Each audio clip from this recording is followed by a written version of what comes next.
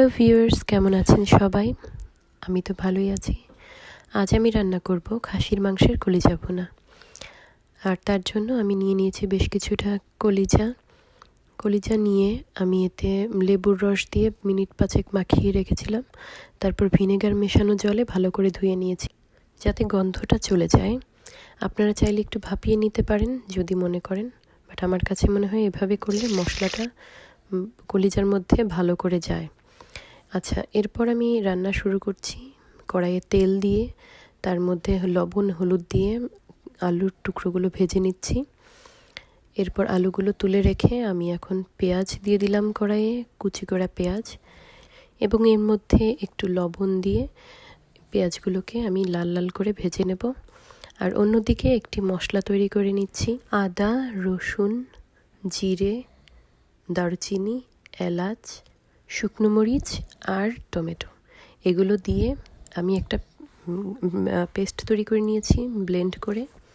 এরপর এই পেঁয়াজটা ভাজা ভাজা হয়ে এলে আমি ওই মশলাটা অ্যাড করে দিচ্ছি, আর তার সাথে দিচ্ছি কিছুটা হলুদ এবং লবণ। এই মশলাগুলো সব একসাথে অ্যাড করে আমি এটাকে ভালো করে কষে নেব।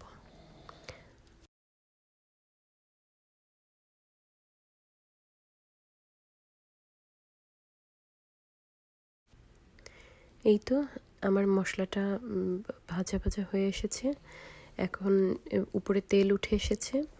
এখন আমি এই মশলার মধ্যে দিয়ে দেব কলিজাগুলোকে দিয়ে ভালো করে মিশিয়ে নেব মশলার সাথে।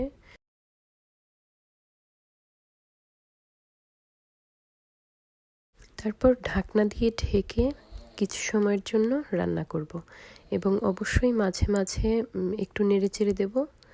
তারপর ভালো করে কষে আসলে তার সাথে অ্যাড করে দেব আগে থেকে ভেজে রাখা আলুগুলো, এবং তারপর সব মিশিয়ে আরও কতক্ষণ কষিয়ে নিচ্ছি।